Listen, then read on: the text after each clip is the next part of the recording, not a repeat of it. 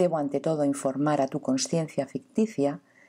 de que, gracias a los 3 datos peculiares precisos que cristalizaron en mi ser total a lo largo de diversos periodos de mi edad preparatoria, soy realmente único en el, por así llamarlo, trastrueque de todas las ideas y de las convicciones que se suponían firmemente fijadas en el ser total de la gente con quienes entro en contacto. Ya. Desde ahora presiento que en tu falsa, pero según tú crees real conciencia, comienzan a agitarse como mariposas todos los datos de importancia que te han sido transmitidos por herencia desde tu tío y tu madre. La totalidad de dichos datos, siempre y en todas las cosas, engendra en ti el impulso, por lo menos, pero no obstante extremadamente bueno, de la curiosidad. En este caso, curiosidad por descubrir lo más rápido posible por qué yo, es decir, un escritor Nobel, cuyo nombre no ha sido jamás mencionado en los periódicos, me he vuelto de golpe tan único e irreemplazable. No te preocupes. Personalmente me hallo sumamente complacido con el despertar de esa curiosidad, aun cuando ello ocurra tan solo en tu falsa conciencia, puesto que ya sé por experiencia que a veces este indigno impulso del hombre puede llegar a pasar de esa conciencia a la propia naturaleza y convertirse en un impulso digno, es decir, el impulso del deseo de aprender, el cual, a su vez, facilita una mejor percepción e incluso una más estrecha comprensión de la esencia de cualquier objeto en el que, como suele suceder, pudiera concentrarse la atención del hombre contemporáneo y, por consiguiente, casi estoy deseando satisfacer con sumo agrado la curiosidad que acaba de nacer en ti en este momento. Pues bien, es tiempo ya de que, prestando atención, trates de justificar y no defraudar mis esperanzas.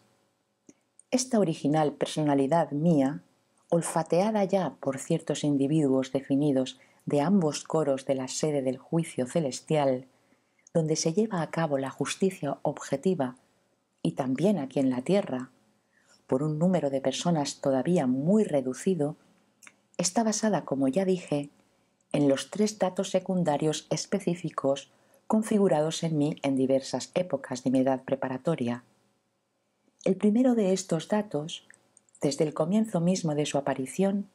se convirtió, por así decirlo, en la principal palanca directriz de mi totalidad,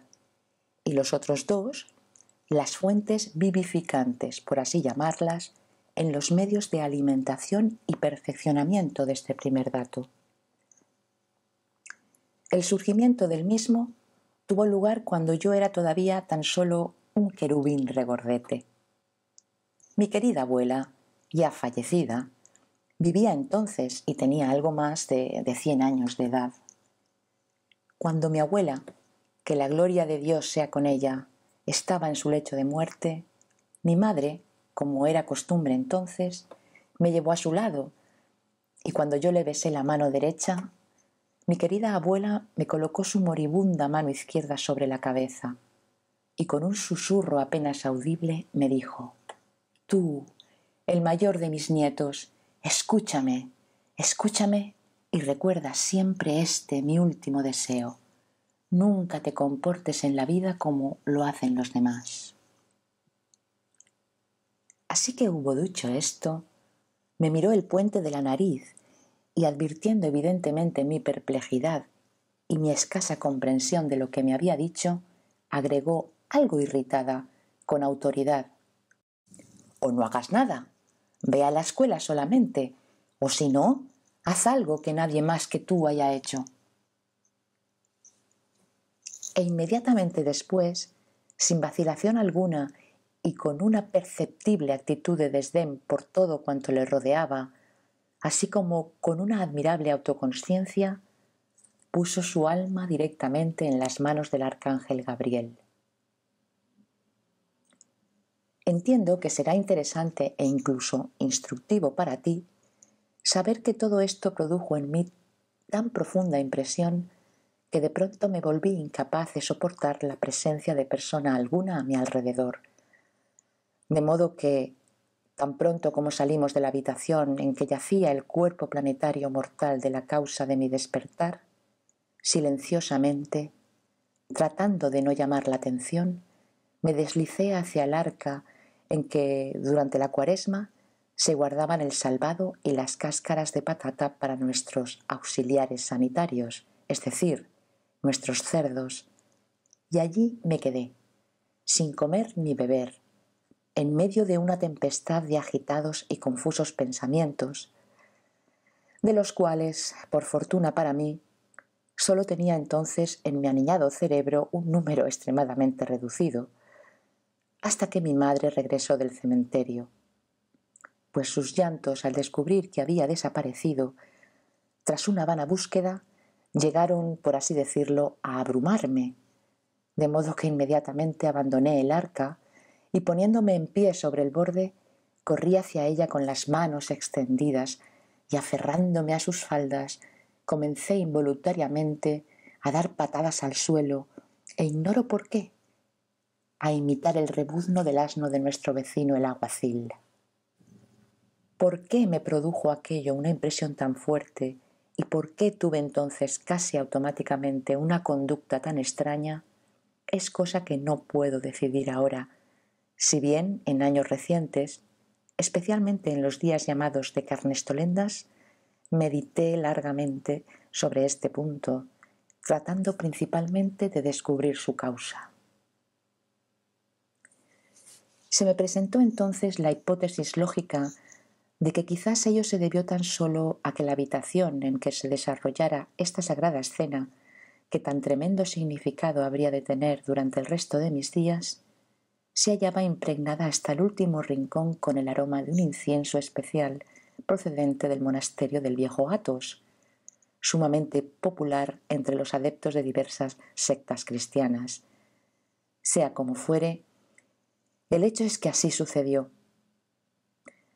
Durante los días que siguieron a este suceso, nada en particular me aconteció, a menos que hubiese guardado alguna relación con el anterior hecho de que en aquellos días caminé más que de costumbre con los pies en el aire, es decir, sobre las manos. Mi primer acto, evidentemente en desacuerdo con las manifestaciones de los demás, si bien verdaderamente ajeno a la participación no sólo de mi consciencia, sino también de mi subconsciente, tuvo lugar exactamente en el 40º día después de la muerte de mi abuela, en una ocasión en que toda la familia, nuestros parientes y todos aquellos para quienes mi querida abuela todos amaban, se había convertido en verdadero objeto de estima, nos reunimos en el cementerio, según la costumbre, a fin de realizar sobre sus restos mortales, guardados en la tumba, lo que suele llamarse el servicio de requiem. Entonces, repentinamente, sin ton ni son, en lugar de observar la conducta convencional entre la gente de cualquier grado de moralidad tangible e intangible de toda suerte de posición material, es decir, en lugar de quedarme en pie y en silencio, abrumado por el dolor, con expresión afligida en el rostro e incluso con lágrimas en los ojos, comencé a brincar alrededor de la tumba en una especie de danza, cantando: «Dejad que con los santos descanse, ahora que ya es fiambre. Ay, ay, ay, ay, dejad que con los santos descanse, ahora que ya es fiambre». Y así seguí. Y fue así precisamente como empezó a surgir en mi integridad un algo que con respecto a toda clase de, por así llamarlas, monerías, es decir, con respecto a las imitaciones de las manifestaciones automáticas ordinarias de los que me rodeaban, siempre engendró en mí lo que he de denominar ahora un impulso irresistible a no realizar las cosas como los demás. Daré algunos ejemplos de los actos que por entonces solía realizar con más frecuencia. Si, por ejemplo, mientras me enseñaban a tomar la pelota con la mano derecha, Mi hermano, mis hermanas y los niños del vecindario que venían a jugar con nosotros arrejaban la pelota al aire, yo, con la misma intención antedicha, hacía rebotar primero la pelota en el suelo y solo una vez que había rebotado me lanzaba, no sin antes hacer un salto mortal hacia ella para tomarla solo con el pulgar y el dedo medio de la mano izquierda. O bien, si todos los demás niños se dejaban deslizar por el suelo desde una cierta altura, cabeza abajo, yo a mi vez también trataba de hacerlo e incluso cada vez mejor, pero para utilizar las palabras de los chicos lo hacía de culo. O bien, si nos regalaban algunos pasteles de los llamados abarania, todos los demás niños, antes de llevárselos a la boca, les pasaban primero la lengua, evidentemente para probarlos y de la agradable sensación inminente. Sin embargo, yo empezaba oliéndolos por los 4 costados, llegando a veces incluso a acercármelos al oído, escuchando atentamente. Luego, casi inconscientemente, aunque con toda seriedad, murmuraba para mis adentros: «No deberás comerlo o reventarás», canturreando al mismo tiempo rítmicamente. A continuación, engullía por fin un trozo entero bruscamente y sin saborearlo, para luego recomenzar de nuevo, y etcétera, etcétera, etcétera. La primera vez que se manifestó en mí uno de los datos mencionados, convertidos más tarde en las fuentes vivificadoras para la nutrición y el perfeccionamiento de las instrucciones impartidas por mi abuela fallecida, coincidió con la edad en que dejé de ser un querubín regordete para convertirme en lo que se llama un sabandija, habiendo empezado a ser ya, como a veces suele decirse, un aspirante a joven caballero de agradable apariencia y dudoso contenido. Estas son las circunstancias que rodearon a dicho suceso y que quizás se hallen combinadas de algún modo con el propio destino. Junto con cierto número de sabandijas como yo, me hallaba un día colocando trampas para palomas en el techo de la casa de un vecino, cuando de repente me dijo uno de los chicos que estaban de pie a mi lado, mientras clavaba sus ojos en los míos fijamente: «Me parece que el lazo de cerda tendría que estar dispuesto de tal modo que nunca apresara el dedo mayor de la paloma, pues, como nuestro profesor de zoología nos explicó recientemente, durante el movimiento es precisamente en ese dedo donde la paloma concentra sus fuerzas y, por consiguiente, si este dedo es atrapado por el lazo, la paloma podría, como es natural, romperlo fácilmente». Otro muchacho, agachado precisamente enfrente de mí, y de cuya boca, dicho sea de paso, salía saliva en profusión y en todas direcciones siempre que hablaba, se abalanzó sobre esta observación del primero, embarcándose con copiosa proyección de saliva en la siguiente refutación: «¡Cierra el pico, descendiente de Hotentotes! Eres un aborto, igual que tu maestro. Si fuera cierto que la mayor fuerza física de la paloma está concentrada en el dedo mayor, entonces, con más razón, tendríamos que tratar de atrapar ese dedo en el lazo. Solo entonces habría algún sentido para nuestro objetivo, es decir, el de cazar estas infortunadas criaturas en aquella particularidad cerebral propia de todos los poseedores de ese suave y resbaloso algo que consiste en que, cuando, gracias a otras acciones, de las cuales depende su insignificante manifestabilidad, se origina una necesaria ley periódica conforme a lo que suele llamarse cambio de presencia, entonces esta pequeña, por así llamarla, ley conforme a la confusión, que debe entrar en acción para animar otros actos en su funcionamiento general, permite inmediatamente que el centro de gravedad de la función total, en la cual este resbaloso algo desempeña un papel muy pequeño, pase momentáneamente de su lugar habitual a otro sitio, debido a lo cual se obtienen a menudo en la totalidad de su función general inesperados y ridículos resultados que rayan en lo absurdo». Descargó estas últimas palabras con tal profusión de saliva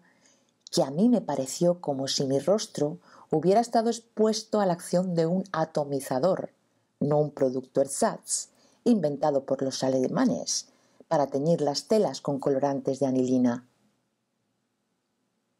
Esto era más de lo que yo podía soportar, y sin abandonar mi posición en cuclillas, me lancé sobre él de cabeza, golpeándolo con todas mis fuerzas en la boca del estómago. La intensidad del impacto fue tan grande que cayó al suelo sin conocimiento. No sé ni quiero saber con qué ánimo habrá de formarse en tu mentación el resultado de las declaraciones relativas a la extraordinaria coincidencia, en mi opinión, de las circunstancias de la vida que pasaré a formular a continuación. Si bien para mi mentación, esta coincidencia constituyó un material excelente para asegurar la posibilidad de que este suceso por mí descrito, que tuvo lugar en mi juventud, no se desarrollara simplemente por pura casualidad, sino obedeciendo a la creación intencional de ciertas fuerzas extrañas. El hecho es que esta destreza me fue acabadamente revelada solo unos pocos días antes de este suceso por un sacerdote griego procedente de Turquía, quien, perseguido por los turcos a raíz de sus convicciones políticas, se había visto obligado a huir del país, y que a su llegada a nuestra ciudad había sido contratado por mis padres para que me enseñara el griego moderno. Ignoro en qué datos apoyaba sus convicciones e ideas políticas, pero recuerdo perfectamente que en todas las conversaciones, incluso cuando me explicaba la diferencia existente entre las expresiones exclamatorias en el griego antiguo y en el moderno, proporcionaba ejemplos en los que claramente se manifestaban sus sueños y sus deseos de marcharse lo antes posible a la isla de Creta, revelando así ser un verdadero patriota. Pues bien, al contemplar el efecto de mi acometida, me sentí, debo confesarlo, horriblemente asustado, dado que, ignorando la reacción natural que provocan los golpes en ese lugar, creía haberlo matado. En el momento en que experimentaba este temor, otro muchacho, primo de aquel que se había convertido, por así decirlo, en la primera víctima de mi aptitud para la defensa personal, poseído evidentemente por el sentimiento que llamamos de consanguinidad, se abalanzó inmediatamente sobre mí, asestándome un violento puñetazo en la cara. Este golpe me hizo, lo que se dice, ver las estrellas, y al mismo tiempo se me hinchó la boca como si hubiera encerrado en ella la comida necesaria para la alimentación artificial de 1 millar de pollos. Al cabo de cierto tiempo, y amortiguado ya el efecto de estas dos extrañas sensaciones, descubrí efectivamente la presencia de cierto objeto extraño en mi boca, que al extraerlo con los dedos resultó ser nada menos que una muela de grandes dimensiones y extraña forma. Al verme contemplar este extraordinario diente, todos los demás chicos se amontonaron a mi alrededor, comenzando ellos también a examinarlo con gran curiosidad, en medio de un raro silencio. Para entonces, el que había perdido el conocimiento se había recobrado completamente y, uniéndose al grupo, comenzó a mirar el diente compartiendo la intriga general, como si nada le hubiese pasado. Este extraño diente tenía 7 puntas, y en el extremo de cada una de ellas sobresalía en relieve una gota de sangre, y a través de cada una de estas gotas brillaba nítida y definidamente uno de los 7 aspectos de la manifestación del rayo blanco. Después de este silencio, insólito en un grupo de sabandijas, nuevamente renació nuestra algarabía, y en medio de esta algarabía decidimos ir a ver inmediatamente al peluquero, perito en la extracción de dientes, para preguntarle por qué era así ese diente. De modo pues que, sin esperar un instante más, descendimos todos del tejado y nos marchamos hacia la peluquería, claro está que conmigo, el héroe del día, orgullosamente en cabeza. El peluquero, después de una rápida ojeada, declaró que se trataba tan solo de una muela del juicio y que todos los individuos pertenecientes al sexo masculino, que son alimentados exclusivamente con la leche de la madre hasta que pronuncian por primera vez las palabras papá y mamá, y que a primera vista pueden reconocer entre otros muchos rostros el de su propio padre, poseen una de estas muelas. Como consecuencia de la suma total de los efectos de este suceso, mi pobre muela del juicio se convirtió en un sacrificio completo. No solamente comencé a tener, a partir de este momento, una consciencia en perpetua absorción con respecto a todas las cosas de la propia esencia de la orden de mi abuela, que Dios la tenga en su gloria, sino que, debido a que no fui a un dentista diplomado para hacerme tratar la cavidad que había sido ocupada por el diente en cuestión, lo cual, a decir verdad, no pude hacerlo en razón de hallarse mi hogar demasiado alejado de todo centro cultural contemporáneo, comenzó a exudar en forma crónica de esta cavidad un algo que, como me explicó en época muy reciente un celebérrimo meteorólogo con quien nos hemos hecho íntimos amigos debido a las frecuentes reuniones en los restaurantes nocturnos de Montmartre, tenía la propiedad de despertar un gran interés por las causas de cualquier hecho real sospechoso, así como de estimular cierta tendencia a averiguar el origen del mismo. Y esta propiedad, que no me había sido transmitida por herencia, me condujo de forma gradual y automática a convertirme finalmente en un verdadero perito en la investigación de todos los fenómenos anormales que me salían al paso, lo cual ocurría con suma frecuencia.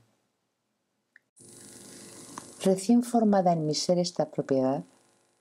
después de este suceso en que yo, claro está, que con la cooperación de nuestro omnicomún Señor el despiadado Eropás, es decir, el fluir del tiempo, me transformé en el joven que ya he descrito. Se convirtió para mí en una llama imperecedera y real de consciencia. El segundo de los mencionados factores vivificantes para la fusión completa, esta vez de las instrucciones de mi querida abuela con todos los datos que constituyen mi ser individual general, fue la totalidad de impresiones recibidas a través de la información que tuve la suerte de adquirir en relación con el hecho que tuvo lugar entre nosotros, aquí en la Tierra, revelador del origen de ese principio que resultó ser, de acuerdo con las dilucidaciones de Allan Kardec, durante una sesión espiritista absolutamente secreta, convirtiéndose después en todas las partes habitadas por seres como nosotros y sentando sus dominios por igual en todos los demás planetas de nuestro gran universo, en uno de los principales principios vitales. He aquí la formulación en palabras de este nuevo principio de la vida universal y total. Si estás de parranda, parrandea hasta el fin, incluyendo el franqueo. Como este principio actualmente universal surgió en el mismo planeta en que tú naciste y en que además transcurre tu existencia rodeada de rosas y con algún que otro foxtrot que bailas de vez en cuando, me considero sin derecho a ocultarte la información que poseo y que arroja cierta luz sobre algunos detalles precisamente del surgimiento de este principio universal. Poco tiempo después de habérseme inculcado el nuevo patrimonio mencionado anteriormente, es decir, el impulso incansable hacia la dilucidación de las razones que explican la aparición de toda clase de hechos reales, a mi primera llegada al corazón de Rusia, la ciudad de Moscú, donde me dediqué, no encontrando ninguna otra cosa para la satisfacción de mis necesidades psíquicas, a la investigación de las leyes y proverbios rusos, acerté a aprender, no sé si por accidente o como consecuencia de un encadenamiento causal objetivo regido por una ley que no conozco, lo siguiente. Había una vez un mercader ruso que no era, por su aspecto exterior, sino eso, un simple mercader que debía viajar frecuentemente de su pueblo de provincias a la segunda capital de Rusia, la ciudad de Moscú, por un negocio u otro. Sucedió un día que su hijo, el favorito del padre, pues se parecía extraordinariamente a la madre, le pidió que le trajera cierto libro de la capital. Cuando este gran autor inconsciente del principio de la vida universal y total llegó a Moscú, hizo junto con un amigo lo que era entonces y sigue siendo todavía habitual allí: emborracharse completamente con vodka. Así que estos dos habitantes de este vasto agrupamiento contemporáneo de criaturas bípedas hubieron bebido un número conveniente de vasos de esta bendición rusa y hubieron discutido lo que se llama la cuestión de la educación pública, con la cual ha sido de rigor durante mucho tiempo empezar todas las conversaciones, nuestro mercader recordó repentinamente, por asociación, la petición de su querido hijo, resolviéndose a salir inmediatamente en compañía de su amigo en busca de una librería para comprar el libro. Una vez en la librería, el mercader, después de revisar cuidadosamente el libro que había solicitado, preguntó el precio, a lo cual el vendedor replicó que costaba 60 kopecks. Al advertir que el precio marcado en la cubierta del libro era solo 45 kopecks, nuestro mercader comenzó a reflexionar de un modo extraño, inusitado en general en los rusos, y después, retrayendo los hombros, enderezándose casi como una columna y sacando el pecho como un oficial de la guardia, dijo, después de una corta pausa, con voz muy suave, pero con entonación que dejaba apreciar una gran autoridad: «Pero aquí marca 45 kopecks. ¿Por qué me pide 60?» Ante lo cual el librero, poniendo lo que se llama una cara oleaginosa propia de todos los vendedores, contestó que el libro costaba ciertamente nada más que 45 kopecks, pero que él debía venderlo a 60 porque los 15 kopecks de diferencia habían sido agregados para el franqueo.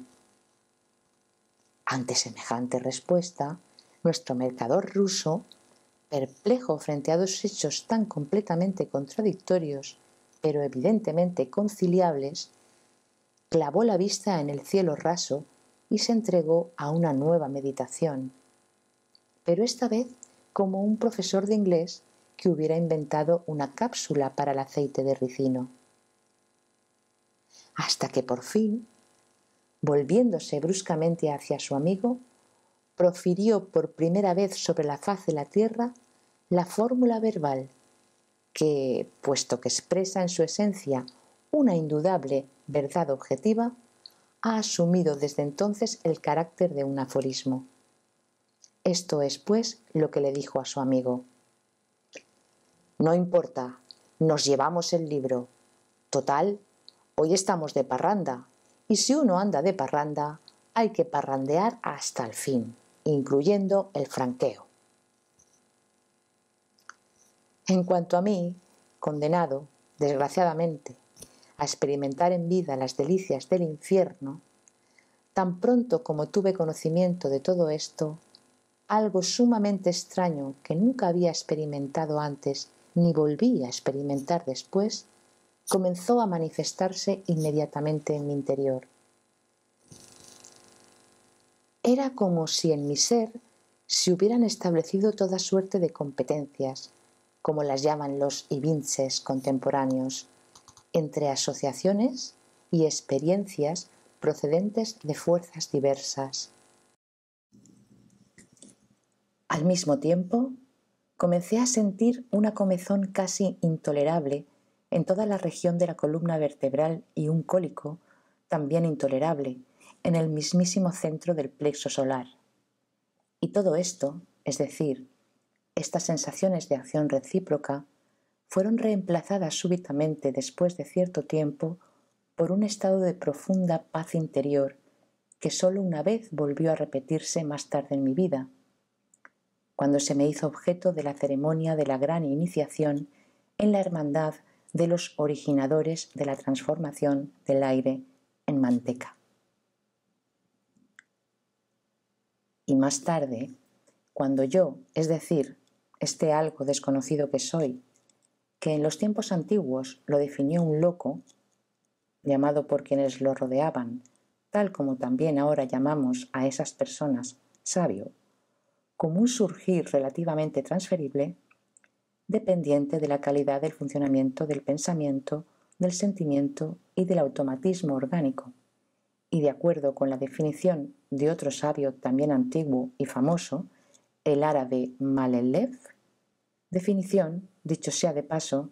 que fue tomada en el curso del tiempo y repetida bajo una forma diferente, por nada menos que el sabio griego Jenofonte, como el resultado compuesto de la conciencia, la subconsciencia y el instinto.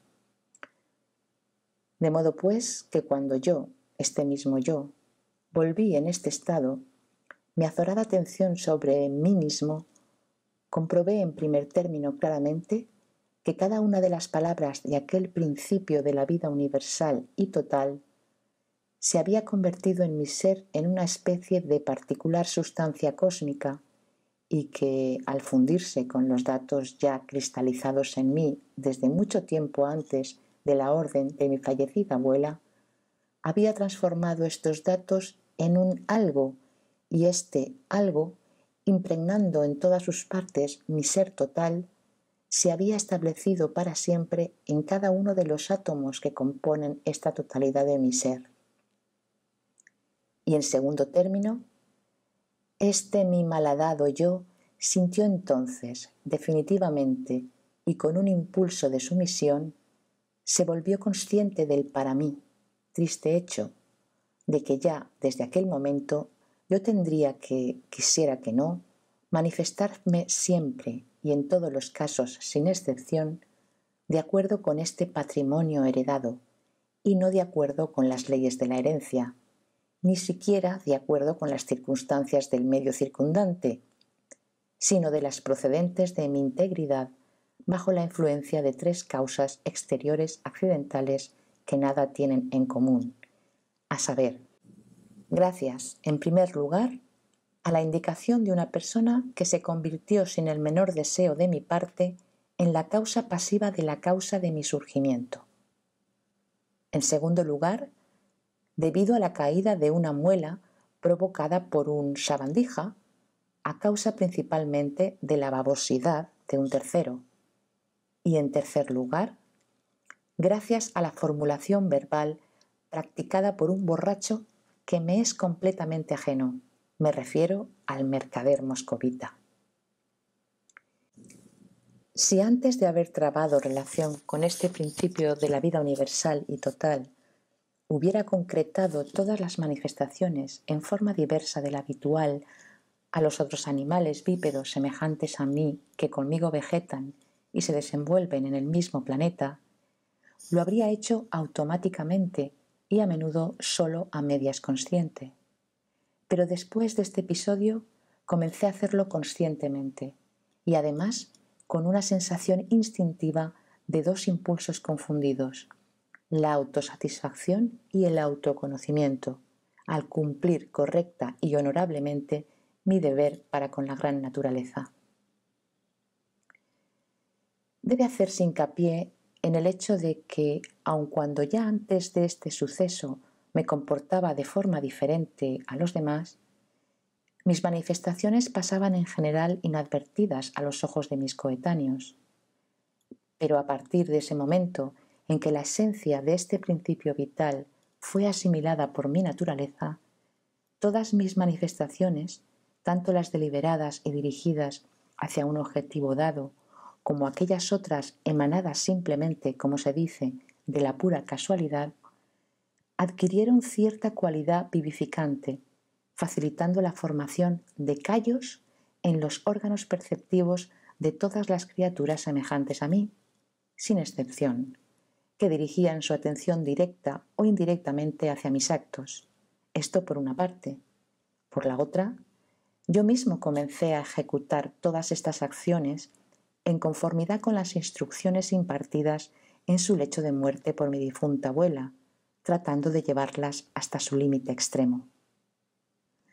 De modo que por fin, adquirí automáticamente la costumbre de, al emprender cualquier actividad nueva, así como ante cualquier cambio, por supuesto en gran escala, proferir siempre para mis adentros o en voz alta: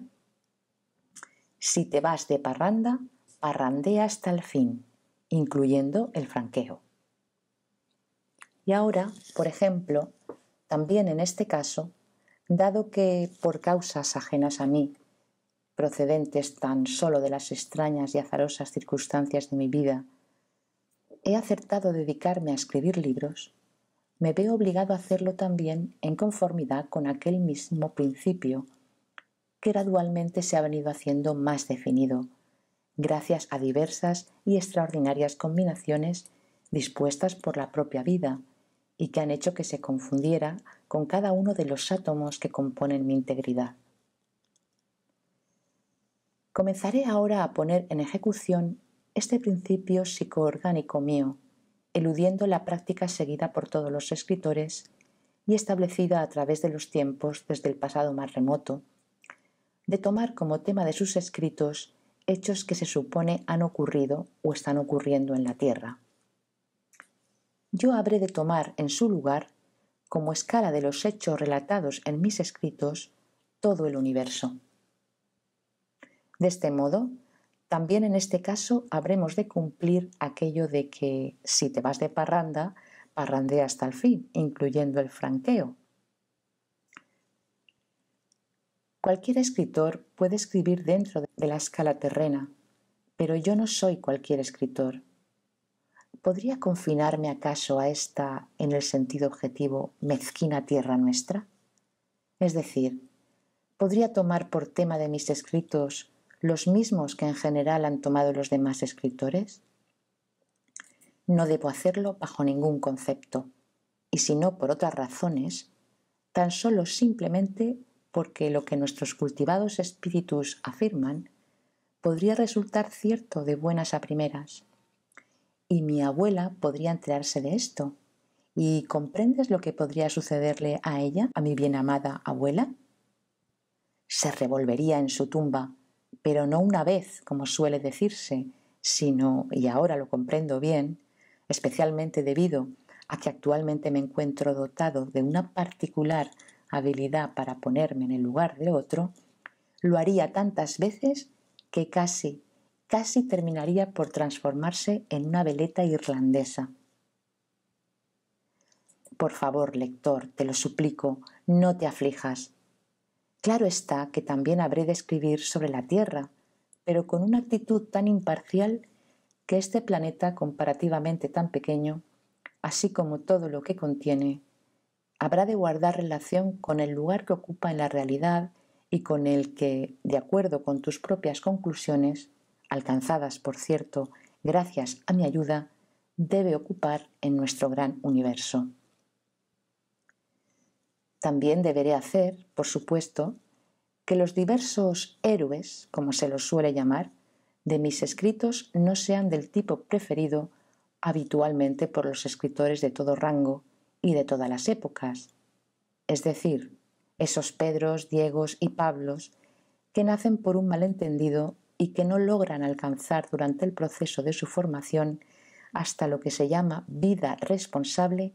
nada en absoluto de lo que es propio del surgimiento de la imagen de Dios, es decir, de un hombre, y se limitan tan solo a desarrollar progresivamente en su interior, hasta su último suspiro, tales y tan diversos encantos como, por ejemplo, la lujuria, la ruindad, el amor, la malicia, la cobardía, la envidia y otros vicios similares indignos del hombre.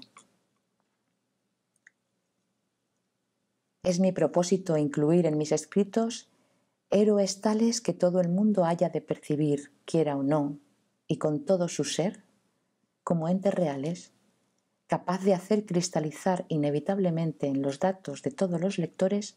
la idea de que son realmente alguien y no tan solo nadie. Durante las últimas semanas, mientras guardaba cama por hallarme físicamente enfermo, Esbocé mentalmente un resumen de mis futuros escritos, tratando de concebir la forma y la secuencia de su exposición, hasta que finalmente decidí convertir en héroe principal de la primera serie de mis escritos a ¿sabes quién? Pues al mismísimo gran Belcebú. Aun cuando esta elección pudiera provocar desde un principio en la lamentación de la mayoría de mis lectores asociaciones mentales de tal naturaleza que generen en su interior toda clase de impulsos automáticos contradictorios, procedentes de la acción de esa totalidad de datos indefectiblemente configurada en la psiquis de la gente, debido a todas las condiciones anormales de nuestra vida exterior, datos que aciertan generalmente a cristalizar en ellos, debido a eso tan famoso que suele llamarse moralidad religiosa y que está muy latente y arraigado en la vida que llevan. Por consiguiente, deben configurarse inevitablemente en ellos datos tales que produzcan una inexplicable hostilidad hacia mi propia persona. Pero ¿sabes una cosa, lector? Para el caso en que decidas, pese a esta advertencia, arriesgarte a continuar conociendo mis escritos y trates de asimilarlos, siempre con un impulso de imparcialidad y de comprender la esencia misma de los problemas a cuya dilucidación he dedicado mi obra, y en vista también de la peculiaridad inherente al psiquismo humano, de que nada puede oponerse a la percepción de lo bueno cuando se establece, por así decirlo, un contacto de sinceridad y confianza mutua,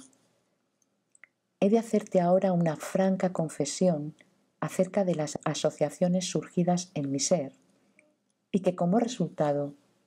han precipitado en la esfera correspondiente de mi consciencia los datos que decidieron a mi individualidad a escoger por héroe principal de mis escritos precisamente al señor Belcebú y no a otro cualquiera.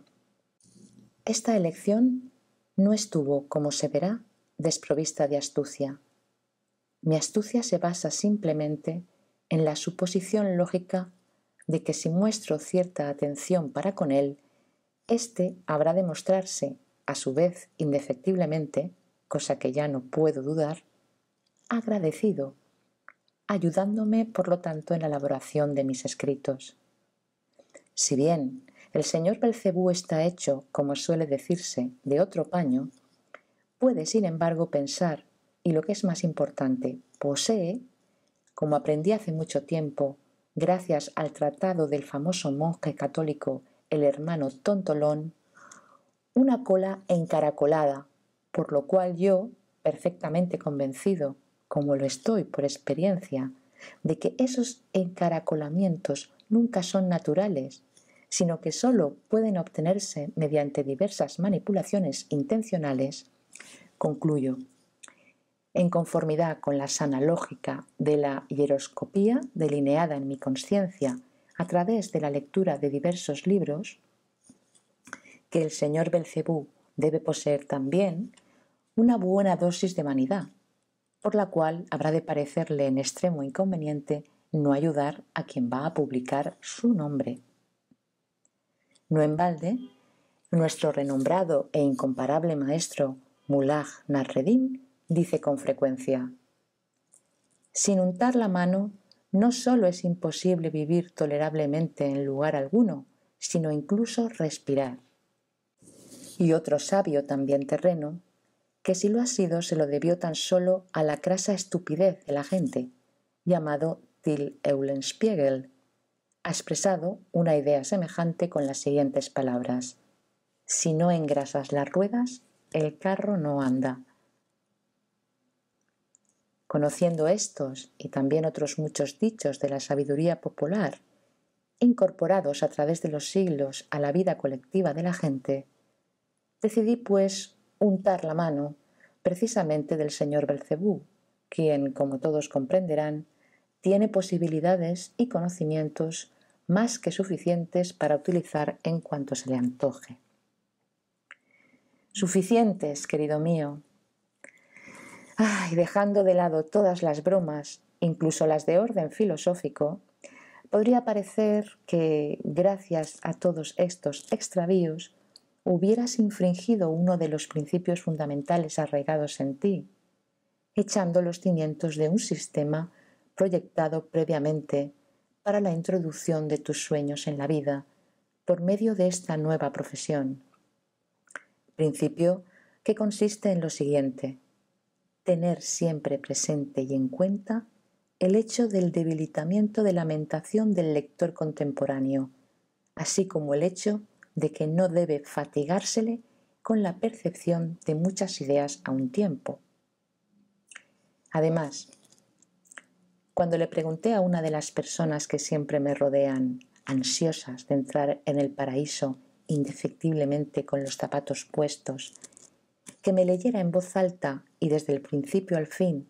todo lo que yo había escrito en este capítulo preliminar, lo que se llama mi yo, claro está, que con la participación de todos los datos definidos configurados en mi psiquis original durante mis últimos años, datos que me dieron, entre otras cosas, la comprensión del psiquismo de las criaturas de tipo diferente aunque similar al mío, comprobé y supe con certeza que en la integridad de todo lector sin excepción habría de surgir inevitablemente, gracias tan solo a este primer capítulo, un algo que automáticamente engendraría cierta hostilidad definida hacia mi persona. A decir verdad, no es esto lo que más me preocupa en este instante, sino el hecho de que una vez finalizada esta lectura, también comprobé que en la suma total de todo cuanto en este capítulo se había expuesto, la totalidad de mi integridad, en la cual tan reducido papel desempeña el yo antes mencionado, se manifestó decididamente en contra de uno de los mandatos fundamentales de aquel maestro común universal a quien tanto y tan particularmente estimo, Mullah Nasreddin, que podría formularse con estas palabras: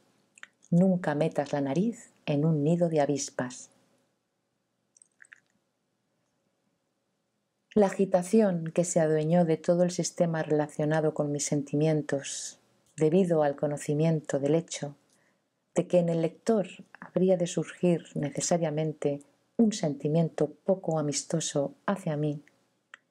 cedió inmediatamente, tan pronto como recordé el antiguo proverbio ruso que afirma: no hay ofensa que no pase con el tiempo. Pero la agitación que provocó en mi sistema la comprensión de mi negligencia para con el mandamiento de Mullah Nasreddin no solo me sigue preocupando seriamente, sino que un proceso sumamente extraño, que comenzó en mis dos almas recientemente descubiertas, manifestándose bajo la forma de una aguda comezón, empezó a aumentar progresivamente hasta llegar a provocar un dolor casi intolerable en la región situada un poco más abajo de la mitad derecha de mi ya sin esto maltratado plexo solar. Pero espera, también este proceso parece estar cediendo, y en todas las profundidades de mi conciencia. Y permítaseme decir, incluso debajo de mi subconsciente, comienzan ya a surgir todos los requisitos necesarios para la seguridad completa de que finalmente habrá de cesar por entero. Pues he acertado a recordar otro fragmento de la sabiduría de la vida, y este pensamiento llevó a mi mentación a reflexionar de que si bien actuaba en verdad contra el consejo del altamente apreciado Mullah Nasreddin, actuaba también, sin embargo, sin querer, de acuerdo con el principio de aquel simpático, poco conocido en el mundo, pero jamás olvidado por quienes lo conocieron, Carapeto de Tiflis, toda una verdadera joya. Puesto que este capítulo preliminar va siendo ya bastante largo, no importará demasiado que lo alargue todavía un poco más para contarte acerca del simpatiquísimo Carapeto de Tiflis. Debo aclarar ante todo que hace unos 20 o 25 años la estación de ferrocarriles de Tiflis tenía un silbato de vapor. Todas las mañanas se le hacía sonar para despertar a los obreros ferroviarios y a los empleados de la estación. Pero como la estación de Tiflis se hallaba en un alto, el pito era oído prácticamente en toda la ciudad, despertando no solo a los empleados ferroviarios, sino también a todos los demás habitantes de la población de Tiflis. En vista de lo cual, el gobierno local, si mi memoria no me engaña, llegó incluso a intercambiar unas notas con las autoridades ferroviarias acerca de la perturbación ocasionada por el mencionado pito en el sueño matutino de los pacíficos ciudadanos. La tarea de hacer pasar el vapor por el silbato todas las mañanas estaba a cargo de nuestro carapeto, quien trabajaba en aquella estación. De modo pues que, cuando día a día llegaba hasta la cuerda de la cual debía tirar para hacer pasar el vapor dentro del silbato, antes de tomarla, movía la mano en todas direcciones, pronunciando estentórea y solemnemente, como un muecín desde el minarete: «Tu madre es una, tu padre es un, tu abuelo es más que un. Ojalá que tus ojos, tus oídos, tu nariz, tu bazo, tu hígado, tus callos». Y así sucesivamente.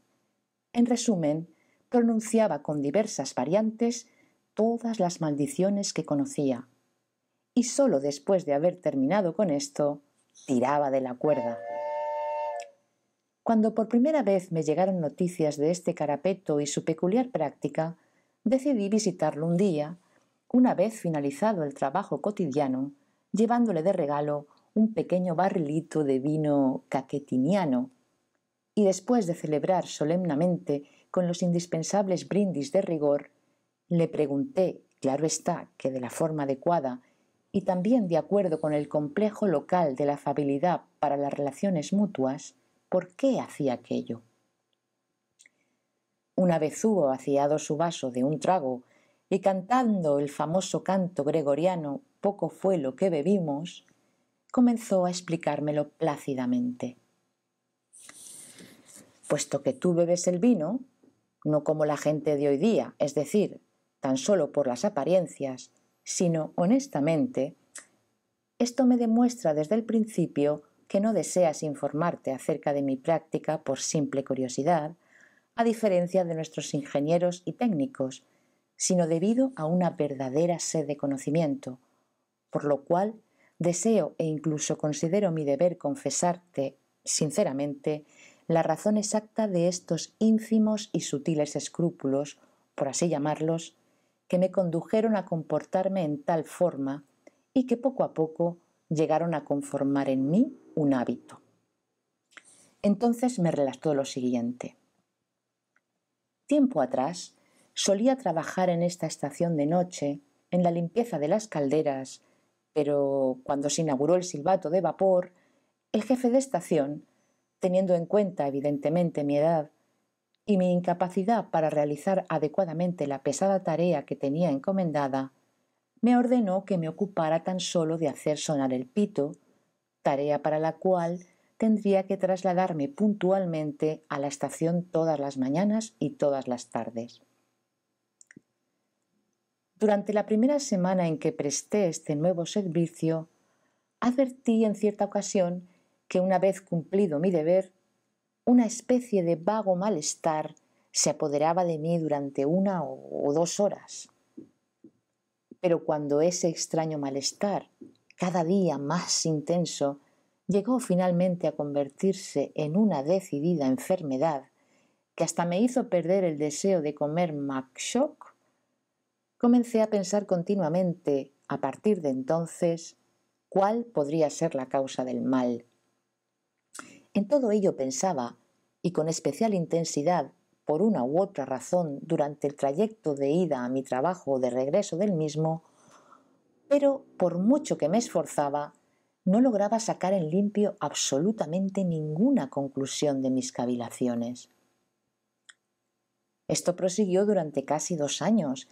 hasta que finalmente, cuando las callosidades de mis manos se habían endurecido con el contacto diario de la cuerda para hacer sonar el silbato, comprendí de pronto, casualmente, por qué había experimentado yo esa enfermedad. El shock que produjo en mi mente la recta comprensión de lo que acontecía, como resultado de lo cual se formó en mí al respecto una inalterable convicción, fue cierta exclamación que acerté a oír involuntariamente en las siguientes y más bien peculiares circunstancias. Una mañana, en que me hallaba todavía medio soñoliento por haber pasado la primera mitad de la noche en el bautizo de la novena hija de un vecino mío y la otra mitad en la lectura de un interesantísimo y extraño libro que por casualidad había ido a parar a mis manos, llamado La magia y los sueños,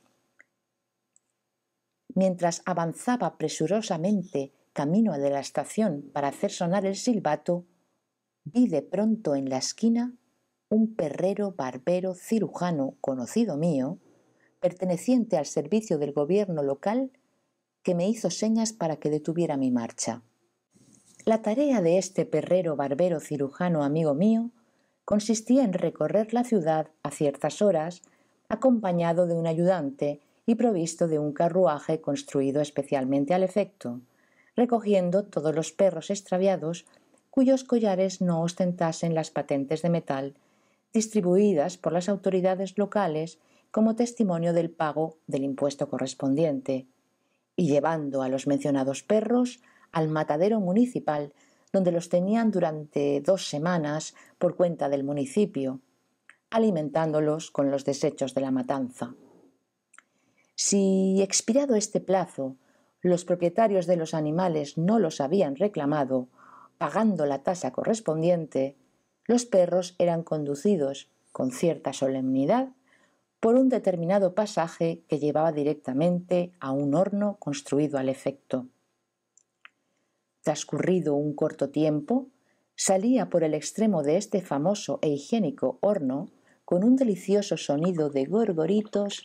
cierta cantidad de una grasa transparente e idealmente limpia para el provecho de los padres de nuestra ciudad dedicados a la fabricación de jabón y quizá también a alguna otra cosa. Y con un murmullo no menos delicioso para el oído, salía también una considerable cantidad de otras muchas y útiles sustancias usadas como abono. Este perrero barbero cirujano amigo mío empleaba el siguiente simple y admirablemente hábil procedimiento para atrapar a los canes. Nuestro hombre se había procurado en alguna parte una red común de pescadores, grande y vieja, que durante sus peculiares excursiones en pro del bienestar humano general a través de los arrabales de nuestra ciudad llevaba consigo, dispuesta de forma adecuada sobre sus fuertes hombros.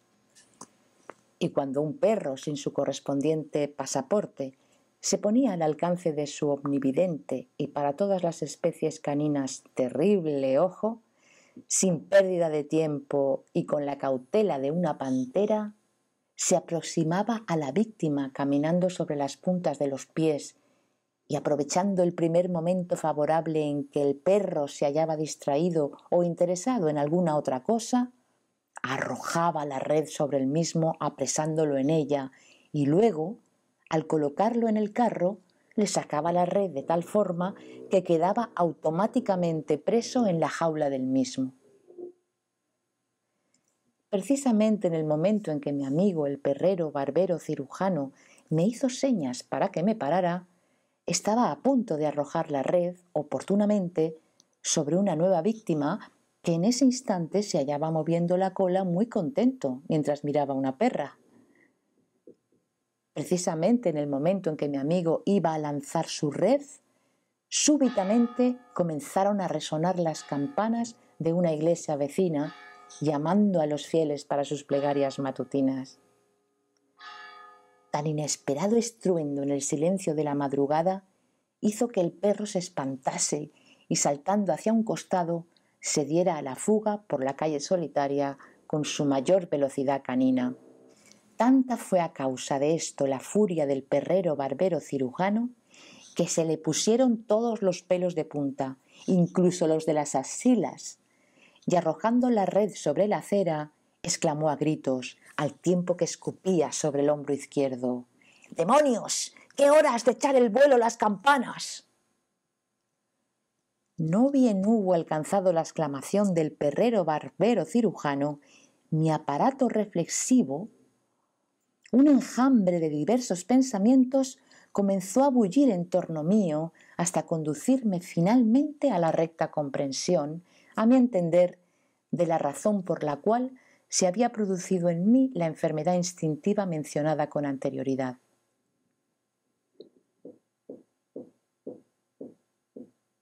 Tan pronto como se hizo patente en mí esta idea, experimenté una especie de resentimiento contra mí mismo por no habérseme ocurrido antes algo tan simple y tan claro. Percibí con la totalidad de mi ser que mi efecto sobre la vida general no podía producir otro resultado que el proceso que en mí había venido desarrollándose. Y en verdad, todos aquellos que se despiertan de madrugada al oír el ruido producido por el silbato de vapor, viendo así interrumpido su dulce sueño matutino, deben maldecirme sin duda por todo lo que hay bajo el sol, a mí, precisamente, la causa de este ruido infernal.